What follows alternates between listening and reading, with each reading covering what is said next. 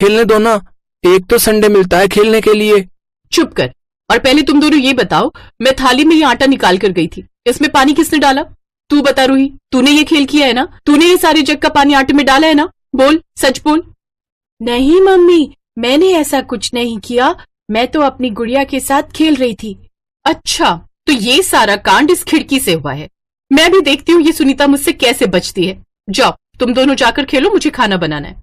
अनीता और सुनीता दोनों देवरानी जेठानी थे। अनीता बड़ी बहू थी और सुनीता छोटी बहू। दोनों के घर अलग थे पर उनकी रसोई आपस में जुड़ी हुई थी, क्योंकि एक ही दीवार पर बनी थी और इस रसोई की खिड़की दोनों की रसोई से मिली हुई थी। इस वजह से कोई भी चीज आर पार हो सकती थी। इसी बात का फायदा अनीता और सुनीता उठाती रहती थी।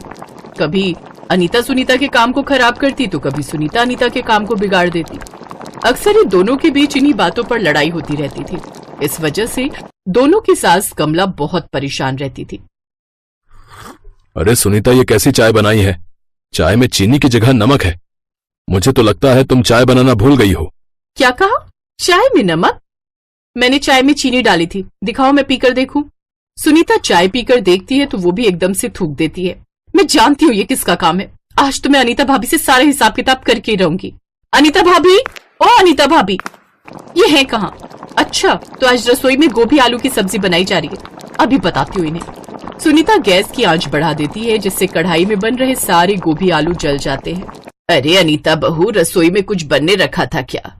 जलने की बदबू आ रही है। हाँ, गोभी आलू रखे थे पर मैं तो धीमी आंच पर रख कर आई थी, देखती हूँ जाकर। अनीता रसोई में जाकर देखती है तो गैस की आंच बढ़ी हुई थी और गैस फुल पर थी।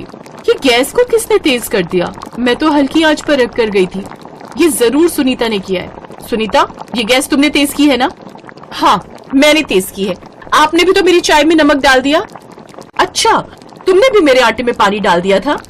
और मैंने जो कल कढ़ी चावल बनाए थे, आपने मेरी कढ़ी में चीनी डाल दी थी। मैंने आपको कुछ नहीं कहा। कहने को तो मेरे पास भी बहुत कुछ था, पर मैं भी अब तक चुप रही।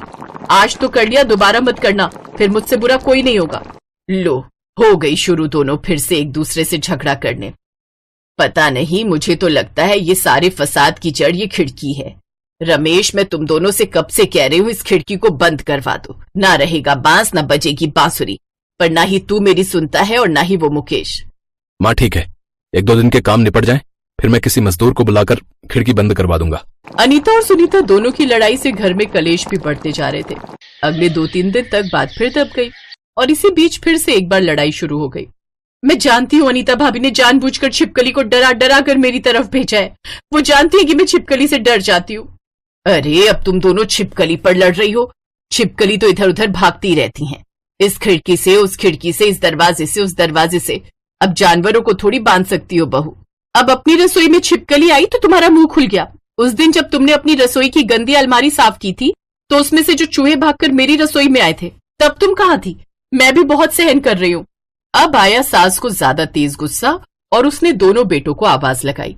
बस, अब तुम दोनों कुछ नहीं बोलोगी। अब जो करना है मैं करूंगी।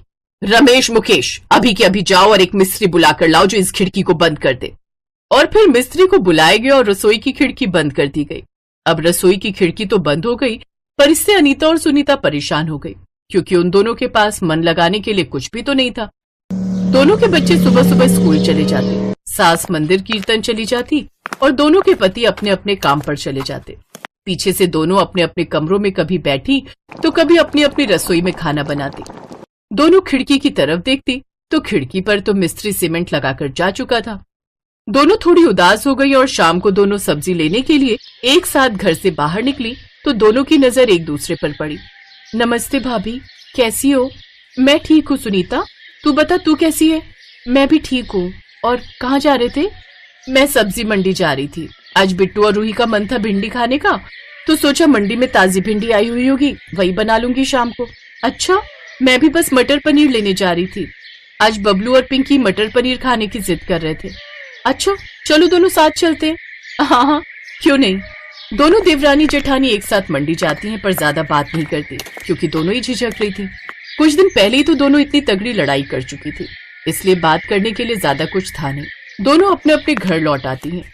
इधर अनीता भिंडी बनाने की तैयारी करती है, उधर सुनीता मटर पनीर बना रही थी। पर कुछ तो था, बिल्कुल सूखा सूखा, और वो था दोनों का एक दूसरे को ना देखना। मम्मी, चाची के घर से मटर पनीर की खुशबू आ रही है। मेरे तो मुंह में पानी आ रहा है। अभी इस भिंडी के साथ रोटी खाओ, कल मैं मटर पनीर बना दूंगी। मम्मी, भिंडी तो बबलू को भी बहुत पसंद है ना। वो आपके हाथ की भिंडी कितने शौक से खाता है। हाँ, खाता तो है। थोड़ी सी दे आऊं क्या? अगर मन है तो दे आओ। इधर सुनीता भी ऐसा ही कुछ सोच रही थी। क्या हुआ मम्मी? आप तो बिट्टू भैया के लिए मटर पनीर लेकर जा रहे थे, अभी तक गए नहीं? हाँ, जा रही हूँ, देखती हूँ। सुनीता भी नहीं जानती थी कि अनीता भी उसे भिंडी देने आ रही है। जब दोनों अपना अपना दरवाजा खोलती हैं तो हैरान रह जाती हैं। सुनीता, तू? हाँ भाभी, वो बिट्टू को मटर पनीर पसंद है ना।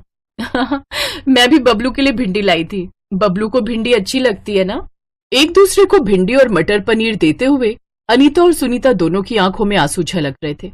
अनीता और सुनीता की रसोई के बीच की खिड़की बंद हो जाने के बाद जो घर का माहौल बन गया था वो बिल्कुल शांत था, लेकिन जल्दी ही दोनों को अपनी रसोई में अकेलेपन का एहसास होने लगा था। पहले जहां वो एक दूसरे की रसोई में झांक कर मस्ती किया करती थी, अब वो अकेली हो गई थी। उन्हें एहसास हुआ कि चाहे लड़ाई होती थी, लेकिन एक दूसरे के साथ का अपना एक अलग ही मजा था। दोनों को समझ आ गया कि वो एक दूसरे के बिना कितना बोर हो गई हैं। अनीता और सुनीता दोनों ने अपनी अपनी गलतियों को स्वीकार किया कि अब वो एक दूसरे से कभी नहीं लड़ेंगी। दोनों में सुधार देखकर उनकी सास ने खिड़की को दोबारा खोलने का निर्णय लिया और खिड़की दोबारा खोली गई। अब एक बार फिर से सबके चेहरों पर खुशी थी। घर में हंसी मजाक और प्यार का माहौल बन गया। रसोई की वो